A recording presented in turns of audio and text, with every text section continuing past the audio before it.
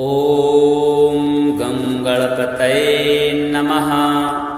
अथ श्रीगणेश अथर्वशीर्षं। हरिः ॐ नमस्ते गणपतये त्वमेव प्रत्यक्षं तत्त्वमसि, त्वमेव केवलं कर्तासि, त्वमेव केवलं धर्तासि, त्वमेव केवलं हर्तासि, त्वमेव सर्वं खल्विदं ब्रह्मासि। त्वं साक्षादात्मासि नित्यं ऋतं वच्मि सत्यं वच्मि।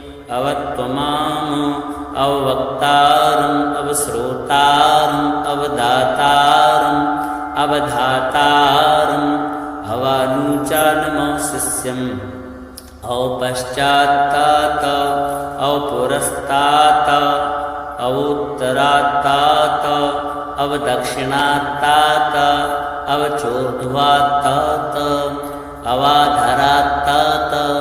सर्वतो मां पाहि पाहि समन्तात। त्वं वाङ्मयस्त्वं चिन्मयः त्वमानन्दमयस्त्वं ब्रह्ममयः।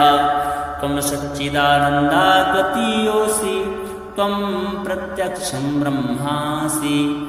त्वं ज्ञानमयो विज्ञानमयोऽसि। सर्वं जगदिदं त्वत्तो जायते, सर्वं जगदिदं त्वत्तत्तिष्ठति। सर्वं जगदिदं त्वयि लयमेष्यति, सर्वं जगदिदं त्वयि प्रत्येति। त्वं भूमिरापो नलो निलो नभः। त्वं चत्वारि वाक्पदानि। त्वं गुणत्रयातीतः, त्वं देहत्रयातीतः, त्वं कालत्रयातीतः। त्वं मूलाधारस्थितोऽसि नित्यं, त्वं शक्तित्रयात्मकः। त्वां योगिनो ध्यायन्ति नित्यं। त्वं ब्रह्मा त्वं विष्णुस्त्वं रुद्रस्त्वम् इन्द्रस्त्वम् अग्निस्त्वं वायुस्त्वं सूर्यस्त्वं चन्द्रमस्त्वं ब्रह्म भूर्भुवः स्वरों। गणादिं पूर्वमुच्चार्य वर्णादिं तदनन्तरम् अनुस्वारः परतरः अर्धेन्दुलसितं तारेणिरुद्धम्। एतत्तव मनुष्यरूपं। गकारः पूर्वरूपम्, अकारो मध्यमरूपम्, अनुस्वाराश्चान्त्यरूपं, बिन्दुरुत्तररूपं। नादः सन्धानं संहिता सन्धिः सैषा गणेशविद्या। गणकऋषिः निःसृतगायत्रीश्छन्दः। गणपतिर्देवता। ॐ गं गणपतये नमः। एकदन्ताय विद्महे वक्रतुण्डाय धीमहि तन्नो दन्ती प्रचोदयात्। एकदन्तं चतुर्हस्तं पाशमङ्कुशधारिणम् अभयं वरदं हस्तैर्बिभ्राणं मूषकध्वजं। रक्तं लम्बोदरं शूर्पं कर्णकं रक्तवाससं। रक्तगन्धानुलिप्ताङ्गं रक्तपुष्पैः सुपूजितं। भक्तानुकम्पिनं देवं जगत्कारणमच्युतम्। आविर्भूतं च सृष्ट्यादौ प्रकृते पुरुषात् परम्। एवं ध्यायति यो नित्यं स योगी योगिनां वरः। नमो रातपतये नमो गणपतये नमः प्रमथपतये। नमस्तेस्तु लम्बोदरायैकदन्ताय विघ्नविनाशिने शिवसुताय श्रीवरदमूर्तये नमो नमः। हरिः ॐ नमस्ते गणपतये त्वमेव प्रत्यक्षं तत्त्वमसि, त्वमेव केवलं कर्तासि, त्वमेव केवलं धर्तासि, त्वमेव केवलं हर्तासि, त्वमेव सर्वं खल्विदं ब्रह्मासि। त्वं साक्षादात्मासि नित्यं ऋतं वच्मि सत्यं वच्मि। अवत्वमाम् अवक्तारम् अवश्रोतारम् अवदातारम् अवधातारम् अवानुचानमशिष्यम् औपश्चात्तात अवधस्तात् अवोत्तरात्तात् अवदक्षिणात्तात् अवचोर्ध्वात्तात् अवाधरात्तात् सर्वतो मां पाहि पाहि समन्तात् त्वं वाङ्मयस्त्वं चिन्मयः त्वमानन्दमयस्त्वं ब्रह्ममयः त्वं सच्चिदानन्दाद्वितीयोऽसि त्वं प्रत्यक्षं ब्रह्मासि त्वं ज्ञानमयो विज्ञानमयोऽसि सर्वं जगदिदं त्वत्तो जायते सर्वं जगदिदं त्वत्तत्तिष्ठति सर्वं जगदिदं त्वयि लयमेष्यति सर्वं जगदिदं त्वयि प्रत्येति त्वं भूमिरापो नलो निलो नभः त्वं चत्वारि वाक्पदानि त्वं गुणत्रयातीतः त्वं देहत्रयातीतः त्वं कालत्रयातीतः त्वं मूलाधारस्थितोऽसि नित्यं त्वं शक्तित्रयात्मकः त्वां योगिनो ध्यायन्ति नित्यं त्वं ब्रह्मा त्वं विष्णुस्त्वं रुद्रस्त्वम् इन्द्रस्त्वम् अग्निस्त्वं वायुस्त्वं सूर्यस्त्वं चन्द्रमस्त्वं ब्रह्म भूर्भुवः स्वरोम गणादिं पूर्वमुच्चार्य वर्णादिं तदनन्तरम् अनुस्वारः परतरः अर्धेन्दुलसितं तारेणिरुद्धम् एतत्तव मनुष्यरूपं गकारः पूर्वरूपम् अकारो मध्यमरूपम् अनुस्वाराश्चान्त्यरूपं बिन्दुरुत्तररूपं नादः सन्धानं संहिता सन्धिः सैषा गणेशविद्या गणकऋषिः निःसृतगायत्रीश्छन्दः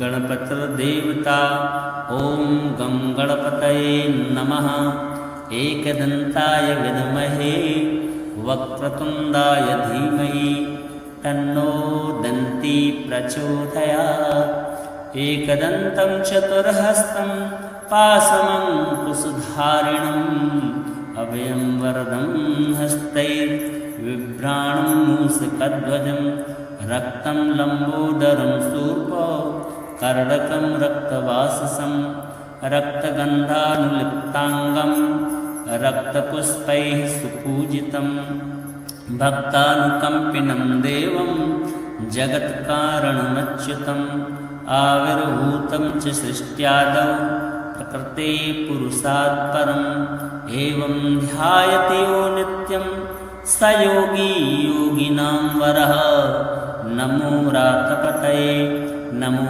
गणपतये नमः प्रमथपतये नमस्तेस्तु लम्बोदरायैकदन्ताय विघ्नविनाशिने शिवसुताय श्रीवरदमूर्तये नमो नमः।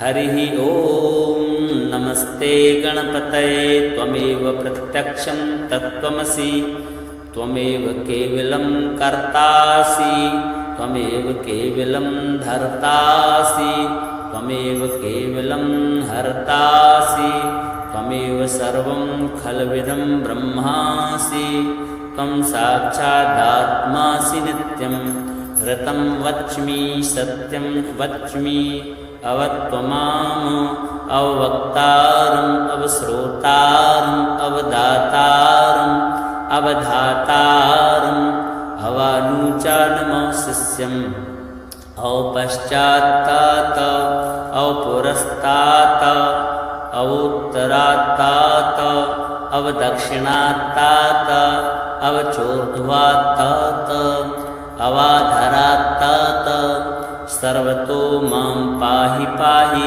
समन्तात् त्वं वाङ्मयस्त्वं चिन्मयः त्वमानन्दमयस्त्वं ब्रह्ममयः त्वं सच्चिदानन्दाद्वितीयोऽसि त्वं प्रत्यक्षं ब्रह्मासि त्वं ज्ञानमयो विज्ञानमयोऽसि सर्वं जगदिदं त्वत्तो जायते सर्वं जगदिदं त्वत्तत्तिष्ठति सर्वं जगदिदं त्वयि लयमेष्यति सर्वं जगदिदं त्वयि प्रत्येति त्वं भूमिरापो नलो निलो नभः त्वं चत्वारि वाक्पदानि त्वं गुणत्रयातीतः त्वं देहत्रयातीतः त्वं कालत्रयातीतः त्वं मूलाधारस्थितोऽसि नित्यं त्वं शक्तित्रयात्मकः त्वां योगिनो ध्यायन्ति नित्यं त्वं ब्रह्मा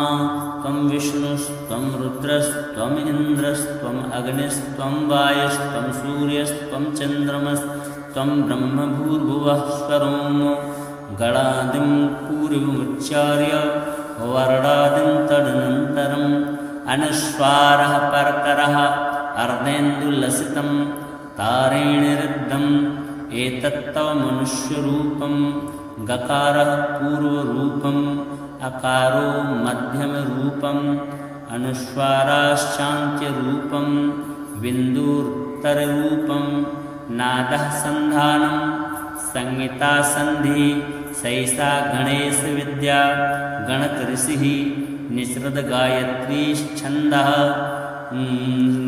गणपतिर्देवता ॐ गं गणपतये नमः एकदन्ताय विद्महे वक्रतुण्डाय धीमहि तन्नो दन्ती प्रचोदयात् एकदन्तं चतुर्हस्तं पाशमङ्कुशधारिणम् अभयं वरदं हस्तैर्बिभ्राणं मूषकध्वजं रक्तं लम्बोदरं शूर्पं कर्णकं रक्तवाससं रक्तगन्धानुलिप्ताङ्गं रक्तपुष्पैः सुपूजितं भक्तानुकम्पिनं देवं जगत्कारणमच्युतम् आविर्भूतं च सृष्ट्यादौ प्रकृते पुरुषात् परम् एवं ध्यायति यो नित्यं स योगी योगिनां वरः नमो व्रातपतये नमो गणपतये नमः प्रमथपतये नमस्तेस्तु लम्बोदरायैकदन्ताय विघ्नविनाशिने शिवसुताय श्रीवरदमूर्तये नमो नमः। हरिः ॐ नमस्ते गणपतये त्वमेव प्रत्यक्षं तत्त्वमसि त्वमेव केवलं कर्तासि त्वमेव केवलं धर्तासि त्वमेव केवलं हर्तासि त्वमेव सर्वं खल्विदं ब्रह्मासि त्वं साक्षादात्मासि नित्यं ऋतं वच्मि सत्यं वच्मि अवत्वमाम अवक्तारम् अवश्रोतारम् अवदातारम् अवधातारम् अवानुचानमशिष्यम् औपश्चात्तात औपुरस्तात अवोत्तरात्तात अवदक्षिणात्तात अवचोर्ध्वात्तात अवाधरात्तात सर्वतो मां पाहि पाहि समन्तात त्वं वाङ्मयस्त्वं चिन्मयः त्वमानन्दमयस्त्वं ब्रह्ममयः त्वं सच्चिदानन्दाद्वितीयोऽसि त्वं प्रत्यक्षं ब्रह्मासि त्वं ज्ञानमयो विज्ञानमयोऽसि सर्वं जगदिदं त्वत्तो जायते सर्वं जगदिदं त्वत्तत्तिष्ठति सर्वं जगदिदं त्वयि लयमेष्यति सर्वं जगदिदं त्वयि प्रत्येति त्वं भूमिरापो नलो निलो नभः त्वं चत्वारि वाक्पदानि त्वं गुणत्रयातीतः त्वं देहत्रयातीतः त्वं कालत्रयातीतः त्वं मूलाधारस्थितोऽसि नित्यं त्वं शक्तित्रयात्मकः त्वां योगिनो ध्यायन्ति नित्यं त्वं ब्रह्मा त्वं विष्णुस्त्वं रुद्रस्त्वम् इन्द्रस्त्वम् अग्निस्त्वं वायुस्त्वं सूर्यस्त्वं चन्द्रमस्त्वं ब्रह्मभूर्भुवः स्वरों गणादिं पूर्वमुच्चार्य वर्णादिं तदनन्तरम् अनुस्वारः परतरः अर्धेन्दुलसितं तारेणिरुद्धम् एतत्तव मनुष्यरूपं गकारः पूर्वरूपम् अकारो मध्यमरूपम् अनुस्वाराश्चान्त्यरूपं बिन्दुरुत्तररूपं नादः सन्धानं संहिता सन्धि सैषा गणेशविद्या गणकऋषिः निसृतगायत्री छन्दः गणपतिर्देवता ॐ गं गणपतये नमः। एकदन्ताय विद्महे वक्रतुण्डाय धीमहि तन्नो दन्ती प्रचोदयात्।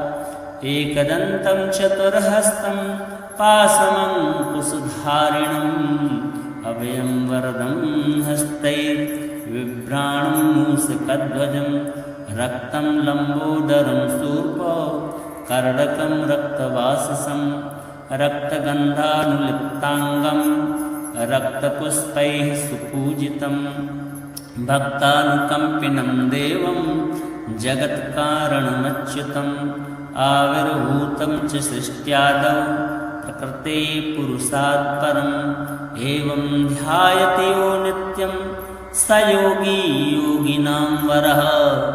नमो रातपतये नमो गणपतये नमः प्रमथपतये नमस्तेस्तु लम्बोदरायैकदन्ताय विघ्नविनाशिने शिवसुताय श्रीवरदमूर्तये नमो नमः। हरिः ॐ नमस्ते गणपतये त्वमेव प्रत्यक्षं तत्त्वमसि त्वमेव केवलं कर्तासि त्वमेव केवलं धर्तासि त्वमेव केवलं हर्तासि त्वमेव सर्वं खल्विदं ब्रह्मासि त्वं साक्षादात्मासि नित्यं ऋतं वच्मि सत्यं वच्मि अवत्वमाम् अवक्तारम् अवश्रोतारम् अवदातारम् अवधातारम् अवानुचानमशिष्यम् औपश्चात्तात औपुरस्तात अवोत्तरात्तात अवदक्षिणात्तात अवचोर्ध्वात्तात अवाधरात्तात सर्वतो मां पाहि पाहि समन्तात। त्वं वाङ्मयस्त्वं चिन्मयः त्वमानन्दमयस्त्वं ब्रह्ममयः त्वं सच्चिदानन्दाद्वितीयोऽसि त्वं प्रत्यक्षं ब्रह्मासि त्वं ज्ञानमयो विज्ञानमयोऽसि सर्वं जगदिदं त्वत्तो जायते सर्वं जगदिदं त्वत्तत्तिष्ठति सर्वं जगदिदं त्वयि लयमेष्यति सर्वं जगदिदं त्वयि प्रत्येति। त्वं भूमिरापो नलो निलो नभः त्वं चत्वारि वाक्पदानि त्वं गुणत्रयातीतः त्वं देहत्रयातीतः त्वं कालत्रयातीतः त्वं मूलाधारस्थितोऽसि नित्यं त्वं शक्तित्रयात्मकः त्वां योगिनो ध्यायन्ति नित्यं त्वं ब्रह्मा त्वं विष्णुस्त्वं रुद्रस्त्वम् इन्द्रस्त्वम् अग्निस्त्वं वायुस्त्वं सूर्यस्त्वं चन्द्रमस्त्वं ब्रह्मभूर्भुवः स्वरोम गणादिं पूर्वमुच्चार्य वर्णादिं तदनन्तरम् अनुस्वारः परतरः अर्धेन्दुलसितं तारेणिरुद्धम् एतत्तव मनुष्यरूपं गकारः पूर्वरूपम् अकारो मध्यमरूपम् अनुस्वाराश्चान्त्यरूपं बिन्दुरुत्तररूपं नादः सन्धानं संहिता सन्धि सैषा गणेशविद्या गणकऋषिः निसृतगायत्री छन्दः गणपतिर्देवता ॐ गं गणपतये नमः।